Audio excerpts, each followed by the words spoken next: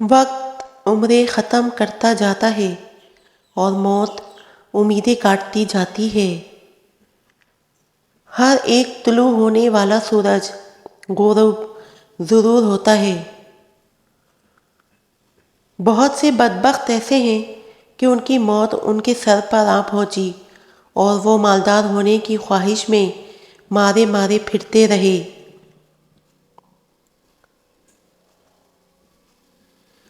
موت حراست کے لیے کافی اور عدل سیاست کے لیے کافی ہے۔ اپنا بوجھ ہلکا کرو کیونکہ منزل مقصود تمہارے آگے اور دور ہے اور قیامت تمہارے پیچھے لگی ہے جو اس منزل کی طرف تمہیں لے جا رہی ہے۔ تم صرف بقا کے لیے پیدا کیے گئے ہو، نہ فنا کے لیے، اور تم ایسے گھر میں ہو جہاں سے دوسرے گھر میں جانا ہے، اور ایسے مکان میں ہو جس سے ایک نہ ایک دن ضرور بوریا بستر اٹھانا ہے۔ نہایت نزدیک چیز موت اور بہت دور چیز امید ہے۔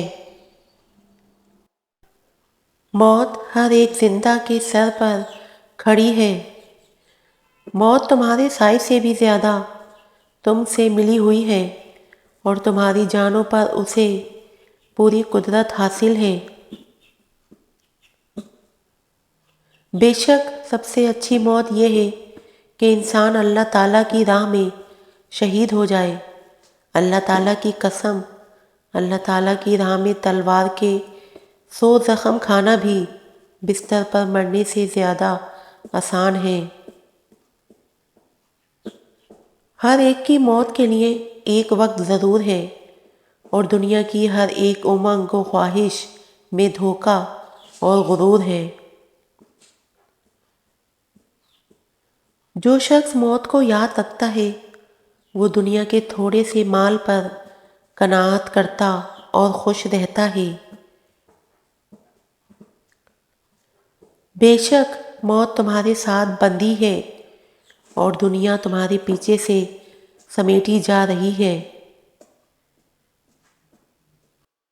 تمہاری مثال ایسی ہی ہے جیسے بادشاہی سوار جو کسی کام کے لیے ٹھہرائے گئے ہوں، بس تمہیں یہ معلوم نہیں کہ کس وقت تمہیں کوچ کا حکم ملتا ہے۔ تمہارا وہ ساتھی جو فوت ہو چکا ہے، جو اکثر تمہارے ساتھ سفر کرتا تھا، بس اب تم یہی سمجھو کہ وہ کسی سفر پر اکیلا گیا ہوا ہے۔ اگر وہ تمہارے پاس آ گیا تو خیر، ورنہ تمہیں تو ضرور اس کے پاس جانا ہے۔